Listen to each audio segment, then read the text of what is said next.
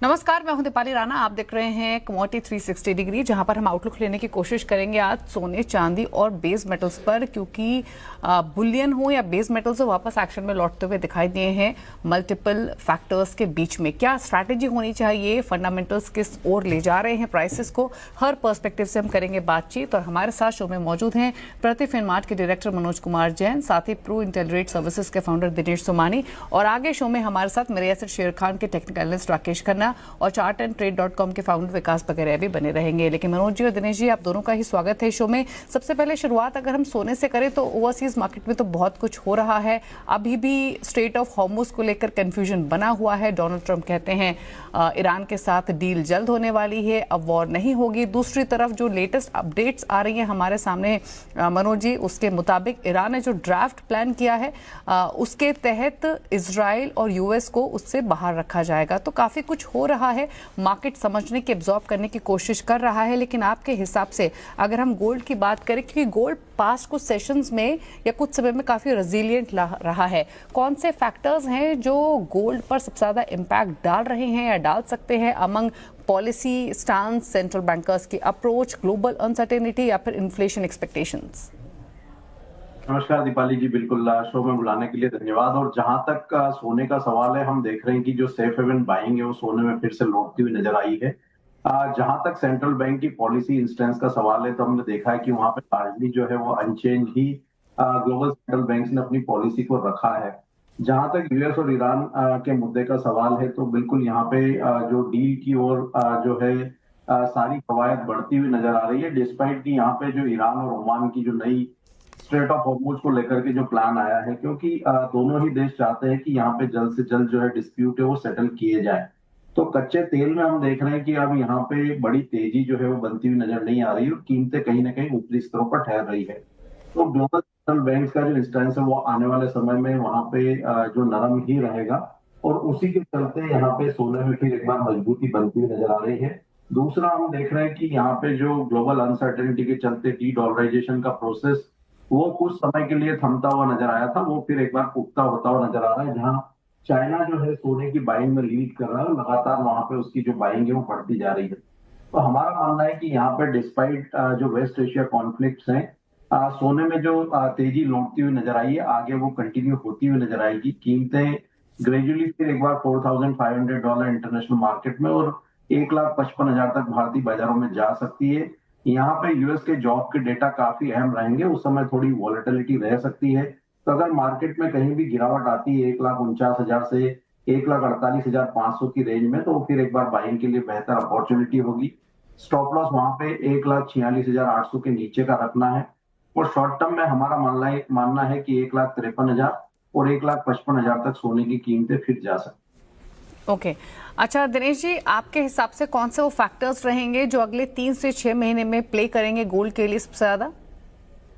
बिल्कुल, geopolitical tension बहुत हद तक के ईज आउट होती हुई नजर आई है। Crude oil prices under control हो चुकी है। जो ब्रेंट क्रूड $100 से ऊपर रिसेंटली गया था वो $80-82 के इर्द गिर्द आ चुका है। ऊपरी लेवल से 22% का इसमें फॉल आ चुका है।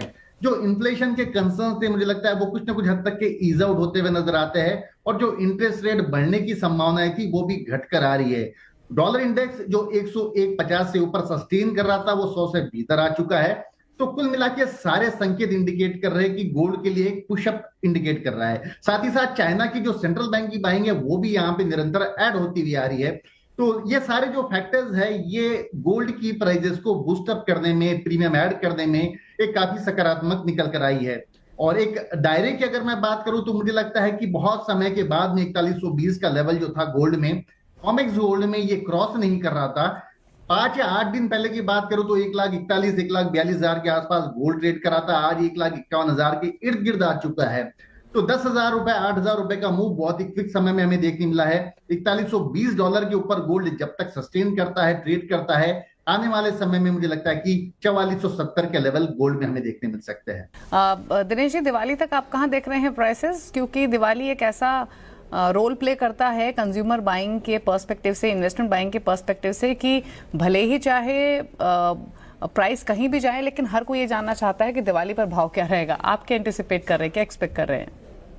बिल्कुल, मोस्ट ऑफ द पीपल इस समय में अपनी खरीदारी करते हो, धनतेरस हो या फिर दिवाली हो, वहां पर अपनी खरीदारी करते हो, तो एक उत्सुकता हमेशा होती है कि उस समय रेट क्या आने की संभावना है, या प्रोबेबली जो लोग होल्ड करते हैं उनको भी आशंका होती है कि अपने इन्वेस्टमेंट में कितना वृद्धि हुआ है। आई थिंक 1,58,000 टू 1,60,000 तक के लेवल्स गोल्ड में हमें दिवाली तक के देखने मिल सकते हैं। अब बात करते हैं सिल्वर की, और दिनेश जी, सिल्वर ने, इसमें कोई दो राय नहीं है, काफी ऐसे फेजेस हमने देखे हैं जब गोल्ड को आउट परफॉर्म किया है। लास्ट ईयर तो silver is the new gold की बात भी की गई थी, लेकिन क्योंकि इसकी पेडिग्री काफी वॉलेटाइल है और इसीलिए हमने देखा कि 4 लाख प्लस के स्तरों के बाद 2 लाख, 2.25 लाख के आसपास भाव आ गए थे, तो इन्वेस्टर्स काफी हताश भी हुए जिन्होंने ऊपरी स्तरों पर खरीद लिया था, उन्हें काफी नुकसान भी हुआ। बट अभी के लिए सिल्वर के लिए आप जो फंडामेंटल्स हैं वो कैसे प्ले हो रहे दिख रहे हैं? क्योंकि एक तरफ तो इन्वेस्टमेंट डिमांड का ऑब्जेक्ट है ही, लेकिन उसके अलावा सोलर एनर्जी हुई, ईवीज की बात हुई, साथ ही सेमीकंडक्टर पर्सपेक्टिव से भी डिमांड काफी इंपॉर्टेंट रहेगी आगे जाते हुए भी। आप कैसे देख रहे हैं एग्जिस्टिंग फंडामेंटल्स को, या कौन से ट्रिगर आपके हिसाब से सिल्वर के पर्सपेक्टिव से इंपॉर्टेंट रहेंगे? बिल्कुल दीपाली जी, आपने बहुत सही बात कही कि ऊपर काफी ज्यादा चला गया था, लेकिन अगर हम सिल्वर की नॉर्मल रेंज देखते हैं तो जब ये 78,000 गई थी, वहां से दोबारा 38,000 रुपए आई थी, मतलब ये 50% करेक्शन देती है। वहां से 4,20,000 गई थी, 2,10,000 के आसपास आ गई, तो 50% करेक्शन ऑलमोस्ट हो चुका है और यहां से दोबारा इसकी बढ़ने की संभावनाएं बढ़ जाती है। डिमांड को लेकर कोई चिंता का विषय नहीं है, या कोई ऐसी बात नहीं कि इसमें सिल्वर की डिमांड कम हुई है। प्राइजेस एक्स्ट्रा ऑर्डिनरी बहुत ज्यादा बढ़ चुके थे। जो 90,000 की सिल्वर थी वो 4,20,000, मतलब करीबन मोर देन 3.5 टाइम्स के आसपास लेवल्स बढ़ चुके थे। इसी के चलते हेल्दी करेक्शन हमने मार्केट में देखा है। मुझे लगता है कि $56-57 ये जो बेस बनाया सिल्वर ने, ये सिल्वर में बाइंग का एक अच्छा अपॉर्चुनिटी था और अभी भी मुझे लगता है मौजूदा स्तर पर भी एक बार अच्छी अपॉर्चुनिटी बन सकती है। प्रोबेबली यहां से 2,65,000 के लेवल सिल्वर में जल्दी देखने मिल सकते हैं। ओके, मनोज जी, आपकी राय क्या है सिल्वर के भाव को लेकर? और अगर हम गोल्ड सिल्वर रेशियो को भी देखें तो क्या अंडरस्टैंडिंग है आपकी, अब सिल्वर अंडर वैल्यूड है, फेयरली प्राइस्ड है, या यहाँ से गोल्ड के मुकाबले कैसा परफॉर्म कर सकता है आपके हिसाब से? देखिए, यहाँ पे सिल्वर में भी हम लगातार कहते आए थे कि 54.40 काफी महत्वपूर्ण सपोर्ट रहेगा सिल्वर के लिए, और हमने वो सपोर्ट लेवल होल्ड होते हुए देखे और भारतीय बाजारों में भी कीमतें 2,10,000 के स्तर को यहाँ पे स्ट्रांगली होल्ड करती हुई नजर आई। वहां भी एक लंबा कंसोलिडेशन देखने को मिला, जहां कीमतें 2,10,000 से 2,25,000 की रेंज में कंसोलिडेट करके अब यहाँ पे फिर से एक फ्रेश ब्रेकआउट $61 के ऊपर देकर अब 2,30,000 के ऊपर ट्रेड कर रही है। तो ट्रेंड यहाँ पे भी पॉजिटिव होता हुआ नजर आया, और इनफैक्ट जिस तरह से हम इंडस्ट्रियल मेटल में बढ़त देख रहे हैं उसका भी सपोर्ट आने वाले दिनों में सिल्वर में मिलता हुआ नजर आएगा। तो ग्रेजुअली कीमतें यहाँ पे 72 से $74 जो है बाय ईयर एंड दिखा सकती है इंटरनेशनल मार्केट में, और कंसिडरिंग द रूपी यहाँ पे 2,60,000 से 2,65,000 की रेंज एक देखने को मिल सकती है। जहां तक गोल्ड सिल्वर रेशियो का सवाल है तो हम 65 के स्तर के नीचे रेशियो को जाते हुए देख रहे हैं, जहां पे अभी सिल्वर अंडर परफॉर्म कर रहा था, लेकिन ग्रेजुअली हमारा मानना है कि सिल्वर अब यहाँ पे आउट परफॉर्म कर सकता है गोल्ड को, और जो रेशियो है वो 60 तक यहाँ पे आ सकता है। तो चांदी में यहाँ पे थोड़ी मजबूती जो है सोने के मुकाबले बढ़ सकती है आने वाले सेशंस। तो दिनेश जी, करंट लेवल से नीचे जाने की पॉसिबिलिटी कितनी दिख रही है? बेस आप सपोर्ट कहाँ देख रहे हैं और बाय ईयर एंड कहाँ देख रहे हैं सिल्वर के लेवल्स को डोमेस्टिक मार्केट्स में? बिल्कुल, अगर आप एक ब्रॉडली इसके लेवल्स देखते हो तो 2,10,000 का लेवल बनाया, फिर 2,13,800 का बनाया, फिर 2,14,500 का बनाया, फिर 2,15,000 का बनाया। तो 2,10 से 2,15 का एक बेस बना के सिल्वर मूव कर रही है और अभी 2,21 का लेवल इसने क्रॉस कर चुका है। तो मुझे लगता है आने वाले समय में 2,65,000 के लेवल्स ऊपर में आपको देखने मिल सकते हैं। 2,10,000 का बेस मुझे लगता है इंटैक्ट रहना चाहिए। ओके, मनोज जी, आपके बाय ईयर एंड टारगेट का क्या है? सिल्वर में मेरा मानना है कि वर्ष के आखिर तक एक बार यहाँ पे 2,75,000 से 2,80,000 तक के स्तर, और गोल्ड में यहाँ पे 1,60,000 से 1,65,000 तक के स्तर देखने को मिल सकता है। ओके, तो इस साल के अंत तक उम्मीद है कि चांदी 2,65,000, 2,75,000 तक जा सकती है और 2,10,000 का एक इंपॉर्टेंट बेस बन चुका है। सिमिलरली सोने के भाव 1,60,000 तक, 1,60,000 के आसपास तक पहुंचने की पूरी गुंजाइश दिख रही है। वेल, शुक्रिया आपका मनोज जी और दिनेश जी आने के लिए शो में और अपने व्यूज देने के लिए। हमारे साथ अब राकेश खन्ना, विकास पकरिया मौजूद हैं। बात करेंगे अब बेस मेटल्स की। आप दोनों का ही स्वागत है राकेश, लेकिन सबसे पहले एक ओवरऑल एक जेनरिक आउटलुक लेना चाहें बेस मेटल्स पर, तो आपका व्यू क्या है? क्योंकि अगर हम ग्लोबल बेस मेटल इंडेक्स देखें तो इस साल की शुरुआत से लेकर अब तक YTD 20% रफली ऑलरेडी चल चुका है। काफ़ी सारे फैक्टर्स रहे हैं जिसमें सप्लाई कंस्ट्रेंट है, जो स्ट्रक्चरल डिमांड है वो रोबस्ट रही है, एल्यूमिनियम, कॉपर, टिन, इनकी अगर आप देखें रैली तो काफ़ी कमेंडेबल रही है।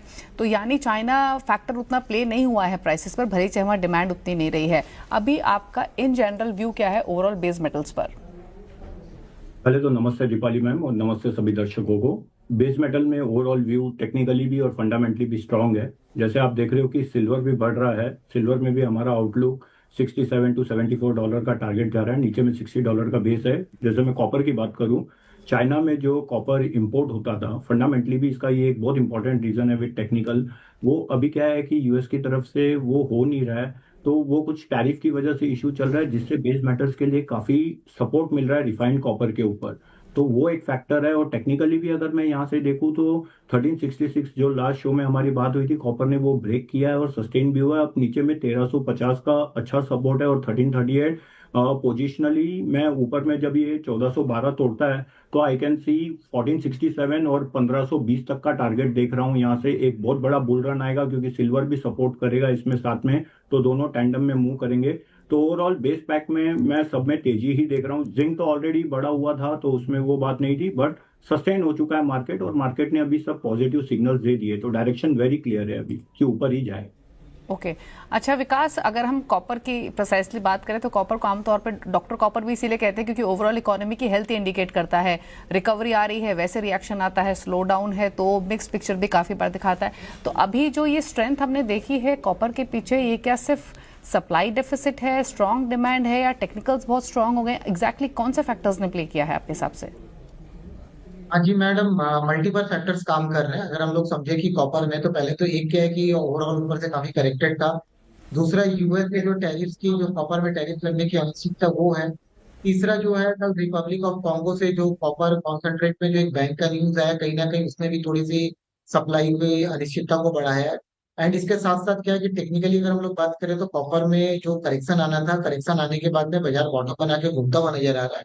तो मेरे को लगता है कि, और ऊपर से जो चाइना का न्यूज था कि जो सोलर कंपनीज है वो सिल्वर के जगह कॉपर को एज ए सब्स्टिट्यूट यूज करने की सोच रहे हैं। तो ये सारी चीजें कहीं ना कहीं कॉपर के लिए फेवरेबल प्ले कर रहा है। तो मेरे को लगता है कि कॉपर में जो रैली है वो और कंटिन्यूड रहेगी। 1390 के ऊपर जैसे ही कॉपर निकलेगा तो 1450 एंड 1530 के जो लॉन्ग टर्म टारगेट है वो ओपन होते हुए नजर आएंगे।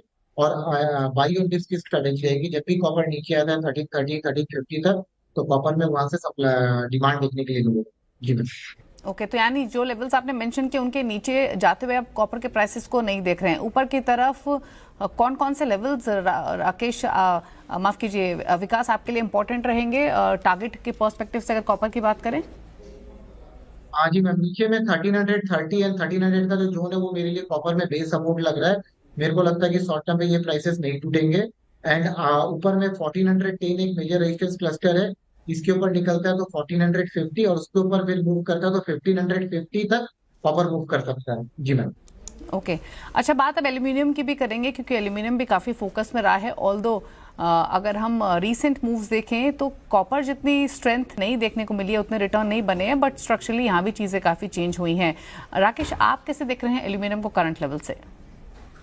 ठीक है मैडम, जैसे आपने मेंशन किया, एकदम प्रॉपरली मेंशन किया कि 394 वाला aluminium we have seen a बहुत बड़ा करेक्शन देखा था, जो नीचे में 325 तक आया है। तो ये एक पुल बैक में अब जैसे सभी मेटल्स बढ़ रहे हैं तो एल्यूमिनियम भी बढ़ेगा, ये रीजन है। और एल्यूमिनियम अब अपने स्ट्रॉन्ग रेजिस्टेंस को ब्रेक कर दिया और मूविंग एवरेज का अच्छा सपोर्ट ले रहा है नीचे में, और अपने रेजिस्टेंस पे चल रहा है 352 पे। तो नीचे में जो बॉटम सपोर्ट है वो 342 का है और 344 का है। ऊपर में अगर ये 352 के ऊपर सस्टेन करता है तो ये अपना जो नेक्स्ट रेजिस्टेंस है 362 का, ये उसे टेस्ट करने जाएगा। अगर वो ब्रेक करेगा तो इसमें भी एक अच्छा बुल रन है जो 376 और 389 तक जा सकता है। तो ओवरऑल इसमें भी तेजी लग रही है मैम। ओके आपका भी सिमिलर व्यू है क्या विकास एल्यूमिनियम में? हाँ जी मैम, एल्यूमिनियम पे मैं पुलिस भी हूँ। एंड इनफैक्ट हम लोगों ने लास्ट शो पे जब 330 340 के रेंज पे आया था, तब से भी हम लोग डिस्कस करें कि एल्यूमिनियम पुलिस है। 398 पे टॉप बनने के बाद में 330 तक का लेवल एक करेक्शन दिखाना था, वो दिखा चुका है। वीकली चार्ट और मंथली चार्ट टेक्निकली बात करूँ तो बहुत पॉजिटिव है। मेरे को लगता है कि जब तक 320 के ऊपर एल्यूमिनियम पॉजिटिव है, 370 पे एक छोटा हर्डल है। 370 पार करके ही एल्यूमिनियम पे हमें नए हाई देखने के लिए मिलेंगे, जो कि 425 तक भी जा सकता है। जी मैम। ओके एक बार जिंक पर और चर्चा कर लेते हैं क्योंकि यहाँ भी काफ़ी फोकस रहा है ट्रेडर्स का, इन्वेस्टर्स का, और एक्शन तो हमने जिंक में भी काफ़ी बनते हुए देखा है।